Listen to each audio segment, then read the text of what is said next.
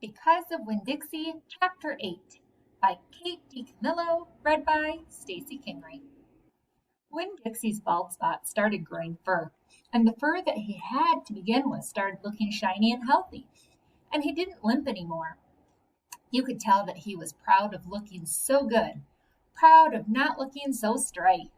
I thought what he needed most was a collar and a leash, so I went to Gertrude's Pets, where there were fish and snakes and mice and lizards and gerbils and pet supplies. When I found a real handsome red leather collar with a matching leash, Winn Dixie was not allowed to come inside the store. There was a big sign on the front door that said no dogs allowed. So I held the collar and the leash up to the window, and Winn Dixie, who was standing on the other side of the window, pulled up his lip and showed me his teeth and sneezed and wagged his tail. Something ferocious. So I knew he absolutely loved the leash and collar combination, but it was very expensive. I decided to explain my situation to the man behind the counter. I said, I don't get a big enough allowance to afford something this fancy, but I love this collar and leash, and so does my dog. And I was thinking that maybe you could set me up on an installment plan? Installment plan, said the man. Gertrude, somebody screamed in a real irritating voice. I looked around. It was a parrot. She was sitting on the top of one of the fish tanks looking right at me. An installment plan, I said, ignoring the parrot. You know, where I promise to give you my allowance every week and you give me the leash and the collar now? I don't think I can do that, said the man. He shook his head. No, the owner, she wouldn't like that. He looked down at the counter. He wouldn't look at me. He had a thick, bald hair. He had thick, black hair, and it was slicked back like Elvis Presley's. He had on a name tag that said Otis. Or I could work for you, I said. I could come in and sweep the floors and dust the shelves and take out trash. I could do that. I looked around Gertrude's Pets. There was sand and sunflower seed shells and big dust bunnies all over the floor. I could tell that it needed to be swept. Said Otis. He looked down at the counter some more. Gertrude, the parrot screamed again. I'm real trustworthy, I said. I'm new in town, but my daddy is a preacher. He's the preacher at the Open Arms Baptist Church of Naomi, and I'm real honest. But the only thing is, my dog, Winn Dixie, he would have to come inside with me because if we get separated for too long, he starts to howl something terribly. Gertrude doesn't like dogs, said Otis. Is she the owner? I asked. No. He finally looked up. He pointed to the fish tank. That Gertrude, the parrot, I named her after the owner.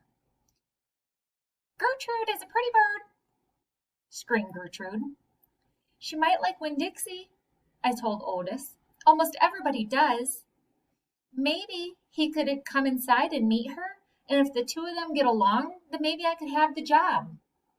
Maybe, Otis mumbled. He looked down at the counter again. So I went and opened the door, and Winn Dixie came in trotting inside the store. Dog!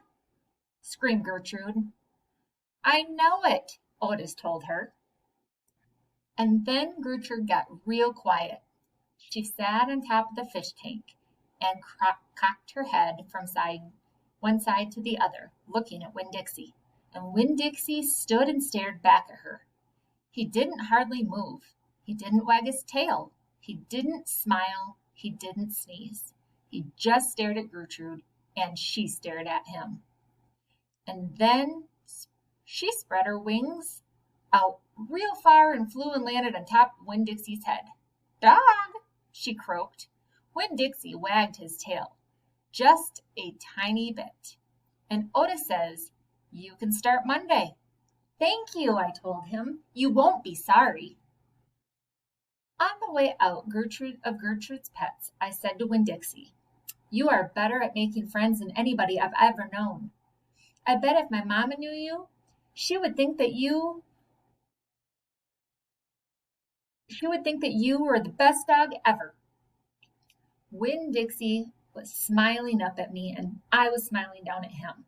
So neither of us was looking where we were going, and we almost bumped right into Sweetie Pie Thomas.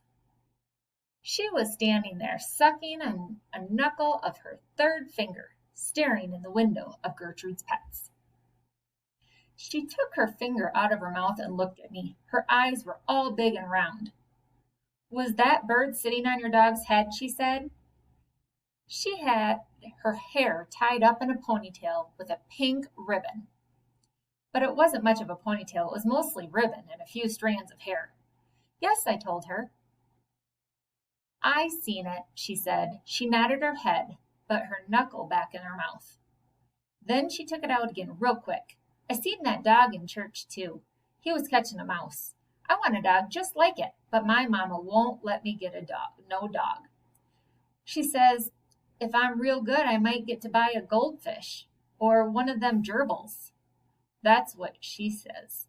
Can I pet your dog?" "Sure," I told her. Sweetie Pie stroked Winn Dixie's head so long and serious that his eyes drooped half closed and drool came out of the side of his mouth. "I'm going to be 6 years old in September. I gotta stop sucking my knuckle once I'm 6, said Sweetie Pie. "I'm having a party. Do you want to come to my party? The theme is pink." "Sure," I told her. "Can this dog come?" she asked. "You bet," I told her. And all of a sudden, I felt happy. I had a dog. I had a job. I had Miss Franny Block for a friend. And I had my first invitation to a party in Naomi. It didn't matter that it came from a 5-year-old and that the party wasn't till September. I didn't feel so lonely anymore.